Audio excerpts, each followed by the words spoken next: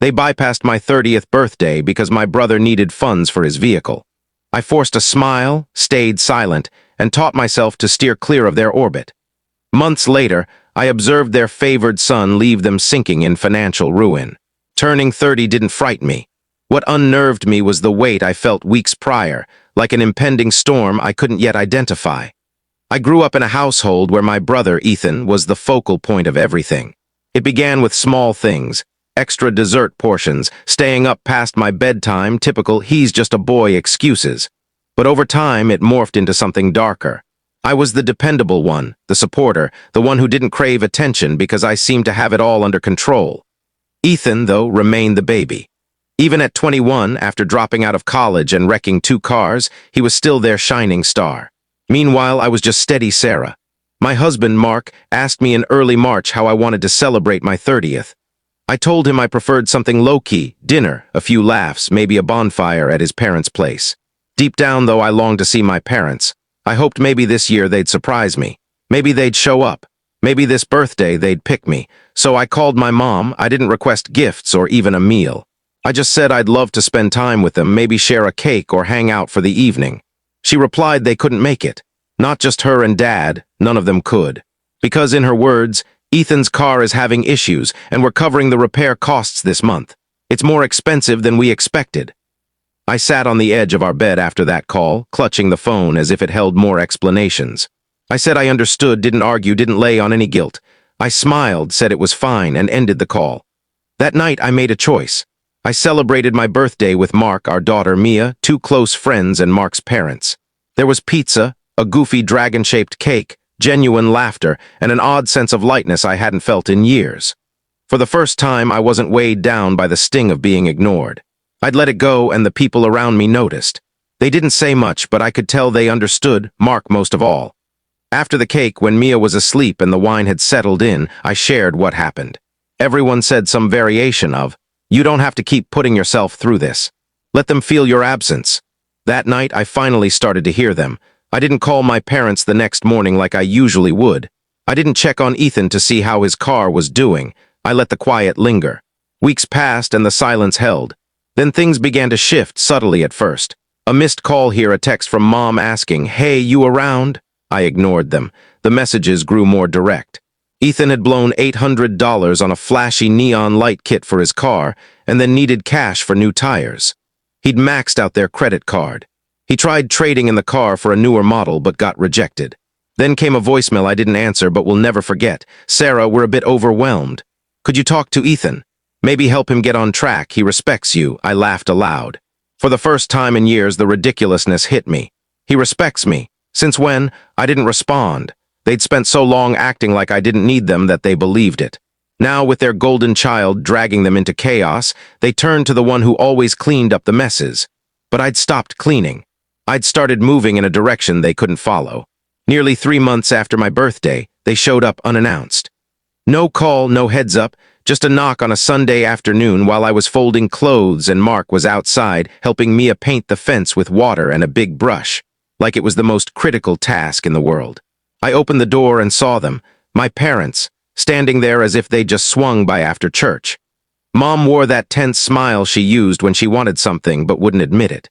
Dad looked exhausted, not just physically but defeated in a way that made me pause before stepping back to let them in. We sat in the kitchen, and I didn't offer coffee or snacks. I just waited. Mom started with small talk. "How was Mia? How was work?" I gave one-word answers until she gave up. It was about Ethan. He'd borrowed $2,000 from a friend to flip a motorcycle he found online, only to discover it was stolen. The friend demanded repayment, and Ethan didn't have it. Neither did they, as they were already paying off tires, credit card debt, and now overdue rent after Ethan got evicted from another apartment. Calmly, they suggested Mark and I could help. Just a loan, just something to tide them over. I said no. One word, no explanation, no anger, just no. Mom blinked like she hadn't heard me. Dad looked like he'd anticipated it. She started again, talking about family, how Ethan was young and needed support. I cut her off and asked if they remembered my 30th birthday. They looked puzzled, like I was dredging up old news. I reminded them I'd asked for nothing but their time. I reminded them they were too busy with Ethan's car. Then I said something I'd never said before. They'd made their choices, and now I was making mine. They'd raised a son who never faced consequences and overlooked the daughter who carried them all. I wasn't carrying them anymore. They didn't leave immediately. Mom tried guilt-tripping. Dad seemed like he wanted to apologize but couldn't find the words. Mark came in mid-conversation, assessed the situation, and asked, "What's happening?" Mom, all nerves and manipulation, said something about how we should help Ethan because that's what families do. Mark, bless him, replied, "You skipped your daughter's birthday for him. I think we're done here." They left soon after. Things got messier after that. Their messages grew more desperate, then stopped. I thought maybe they'd figure it out, but that's not how it works. When someone's used to you carrying their burdens, the moment you stop, they blame you. A week later, Mom texted, "Ethan needs stability. Maybe he could stay with you for a bit just until he's back on his feet." I didn't reply. I showed Mark the message, and he laughed, saying, "If he steps foot here, I'm calling the police." We were done being the fallback for other people's bad choices. But the story didn't end there. Ethan wasn't just careless, he was getting dangerous. The next time I heard his name, it was from an unfamiliar number. It was a Tuesday morning, and I was already frazzled. Mia had a tantrum over shoes, and I was running late. I just sat down with cold coffee when my phone rang. Unknown number. I hesitated, almost ignored it, then answered. The voice was calm, professional. "This is Officer Carter with the County Sheriff's Department." "Is this Sarah Thompson?" I said yes. The next sentence hit like a punch. "We have your brother, Ethan Thompson, in custody." He explained Ethan had been arrested for multiple thefts, money, property, even identity fraud in one case. They believed he'd been stealing from friends, roommates, and an ex-girlfriend, pawning electronics, tools, and jewelry that wasn't his. Worse, he'd been funneling money to online gambling sites, racking up serious debt and stealing to cover his tracks. It wasn't small time, it was calculated. Then came the question I half expected, asterisk, "Can you assist in any way, bail, legal help, anything?" I said no. When I hung up, I didn't cry or feel shocked, just hollow like I'd seen this ending before. Hours later, Mom called, her voice breaking before she even said hello. She didn't pretend it was a casual call. Ethan was in jail and they needed help, bail, legal fees, anything to keep him out of prison. "He's not a bad kid, Sarah. He's just lost." I reminded her he wasn't a kid anymore. He'd had more chances than most. Every time they rescued him, he sank deeper. She said he needed guidance. I replied, "Maybe you should have guided him a decade ago." Then came the guilt. Dad got on, trying to sound reasonable, saying if we all pulled together, it could be handled quietly, that a felony would ruin Ethan's life. He asked if Mark and I could loan a few thousand. I said I wasn't spending a penny on Ethan. Not my time, not my money, not my energy. I wasn't going to court or fixing his messes anymore. I'd been the emotional anchor, the financial safety net, the crisis manager for problems I didn't create. And when I needed them, they were busy with his car. Now that car had landed him in a cell and they were looking to me again. Mom said something I'll never forget. "How can you be so heartless?" I responded with something she didn't expect. "You taught me to be this way. You showed me I was on my own." Then I hung up. They didn't call back that day. A week later, they tried again, but not for money. They asked something even more absurd. Mom texted, "If you won't help with bail, could you give a statement to the court about Ethan's character, just so they know he has a good sister?" I stared at that text for 10 minutes. A good sister. Where was the good mother when I needed one? Where was the good father when I turned 30 and asked only for their presence?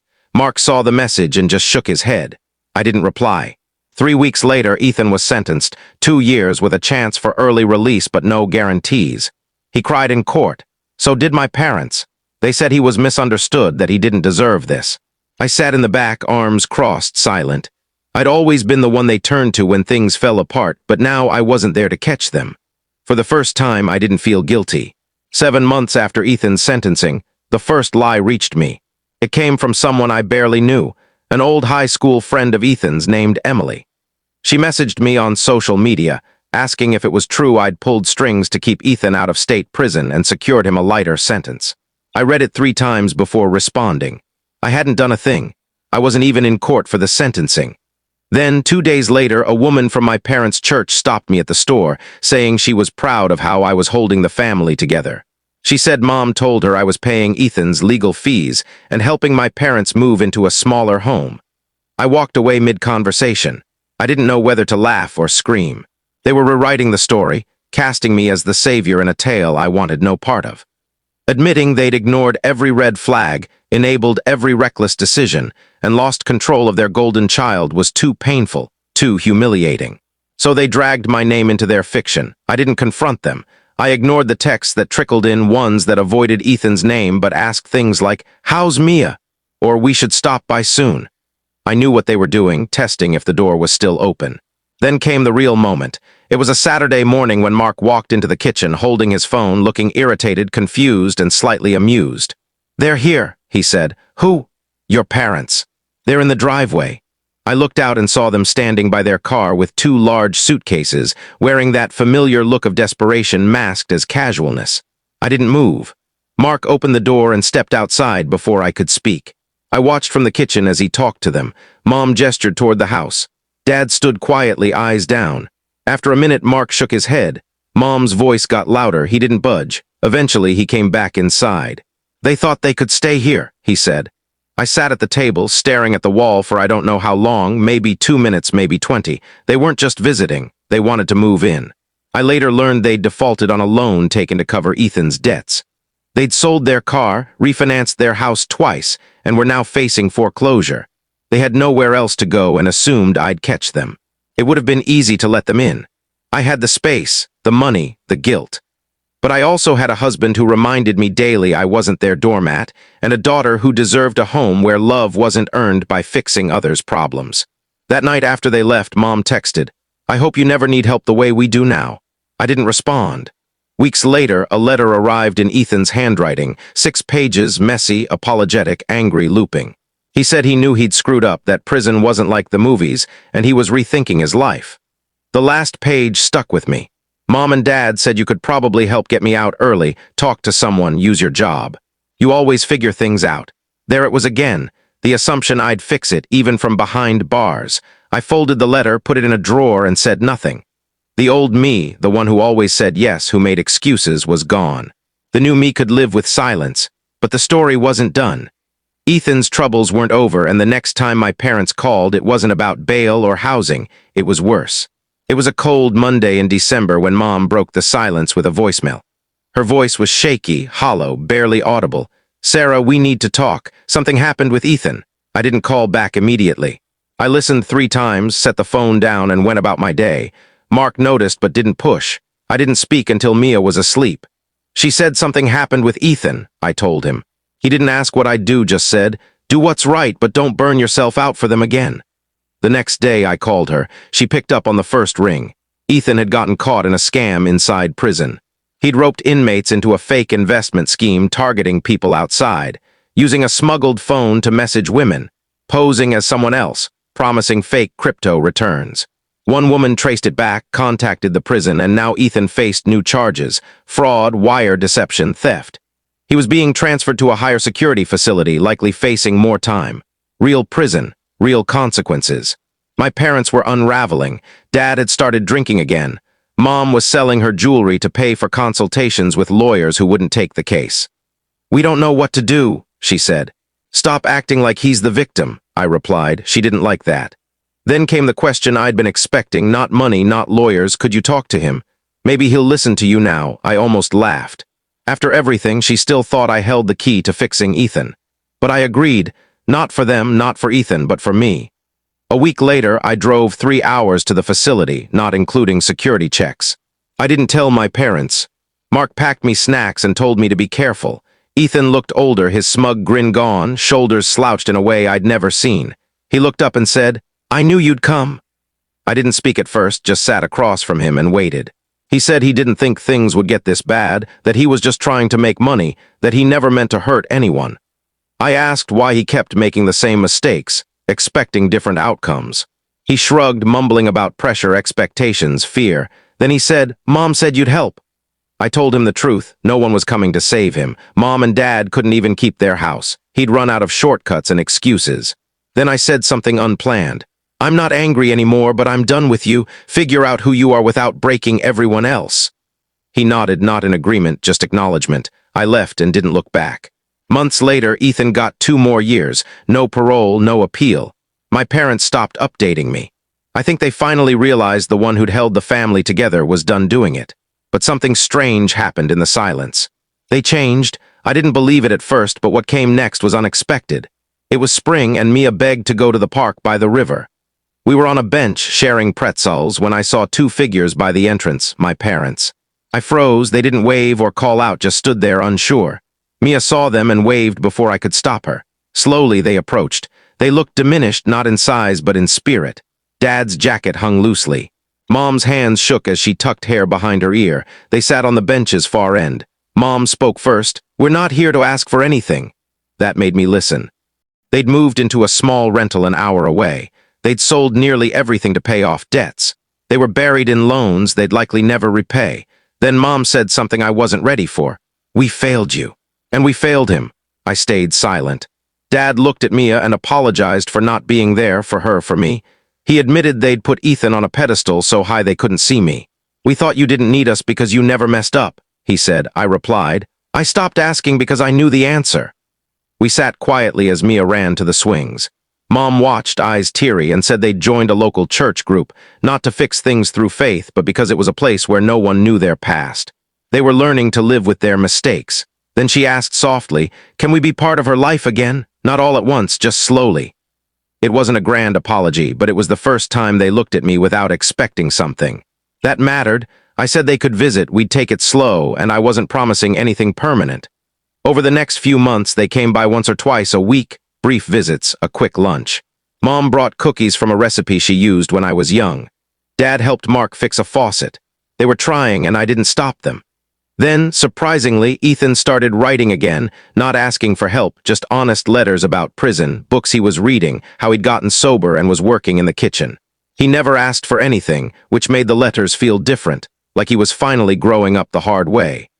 By Ethan's one-year mark, my parents had changed enough that even Mark stopped sighing when they visited. Mia started calling them Nana and Papa again. The edges softened. There's no neat ending here. My parents are still rebuilding and Ethan has a long road ahead. But I'm not angry anymore. Forgiveness isn't about erasing the past. It's about refusing to let others' mistakes define you. For the first time, I don't feel like the overlooked daughter. I feel seen.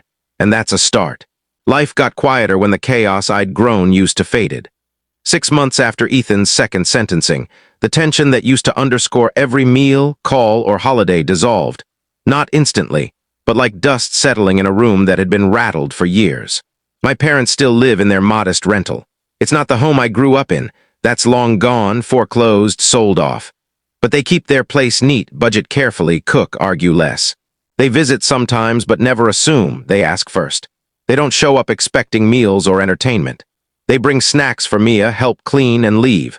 It's not sentimental, not cinematic, but it's real, and that's worth more than any clumsy apology. Mom calls weekly now, sometimes about the elderly neighbor who feeds stray dogs, sometimes just asking what Mia's into. She listens when I talk and doesn't pivot to Ethan. I keep waiting for them to slip, but 6 months later they haven't. They've stopped blaming others for Ethan's choices. Dad's changed the most. He used to retreat into silence when things got tough, but now he speaks deliberately. He once said I was right to walk away. "You were the only one seeing clearly. I wasn't ready to listen." Ethan writes every few weeks. His early letters felt forced, but they've gotten more honest, less defensive. He's earned his GED, helps in the prison library, and says he's figuring out who he is without pretending. His last letter said, "I don't expect forgiveness, but I hope one day you'll believe I was proud to be your brother, even when I was a wreck." I haven't written back. I'm not ready, but I keep the letters. Mark's been my rock. He's relieved I've stopped trying to fix everything. He said recently, "You were surviving so long you forgot what peace feels like." He's right. I've rediscovered things I loved, late-night reading, drawing, playing music while cooking with Mia. I joined a book club, stopped jumping at every text expecting a crisis. I live slower, more deliberately. Mia doesn't know the full story. She just knows her grandparents visit and her uncle's away. Kids sense complexity without needing details. We're not the same family as a year ago, and I'm grateful. We're scarred but not shattered, humbled but still standing. When Mom hugs me now, I don't tense up. When Dad thanks me for dinner, I don't dismiss it. When I look at my life, this quiet, rebuilt, imperfect life, I don't feel resentment. I feel something like freedom, and that's more than I ever expected.